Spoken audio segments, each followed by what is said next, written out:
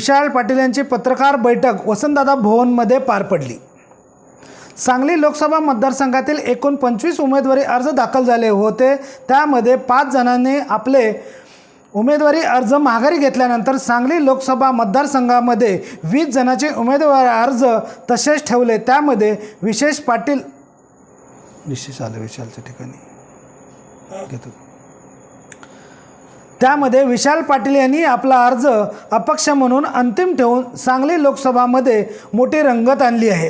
त्यामध्ये आता भाजपचे संजय काका पाटील, महाराष्ट्र विकास आघाडीचे चंद्रहार पाटील व काँग्रेसचे अपक्ष उमेदवार विशाल पाटील यांच्यात तिरंगी लढत होणार असे चित्र सध्या तरी दिसत आहे। उमेदवारी अर्ज मागे घेतल्यानंतर चिन्ह वाटप करण्यात आले।